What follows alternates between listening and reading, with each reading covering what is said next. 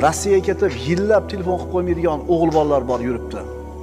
Rossiyaga ketgan tirikchilikda, ota-onasidan chiroyli duo olib ketgan, 1 yilda bir telefon qilib qo'ymaydiganlari bor. Ey, o'sha yurtda yurganlar, begona yurtda yurganlar, nimani istab yuribsan u yerda? Uyingda ota-enang o'tiribdi. Telefon qilib havo so'rab qolmaysan, oylar o'tib ketadi, ehtimol yillar o'tib ketadi. Sen nima qilaman deb yuribsan u yerda? Qarindosh urug'da holidan xabar olishdik. Hech bo'lmasa telefonda telefon qilib opangizni, xolangizni, ammangizni, tog'ingizni bir so'roq so'rab qo'ying. Musofir yurtda yurganlar, tirishlik deb safarga chiqqanlar, ibodatni ado qilaman deb yuribsizlar. Bola chaqani boqish kerak, ibodat. Lekin ota-onalarni esdan chiqarib qo'ymanglar. Shularning duosi, shularni sizlarga qilgan xayr duolari sizlarga barakot bo'ladi. 10 yildan beri yuribdi, bitta chek qila olmadi. 15 yildan beri ishlatib, bitta tom yopa olmadi. Qarasang hech narsa qilgani yo'q, yeb ichib yuribdi.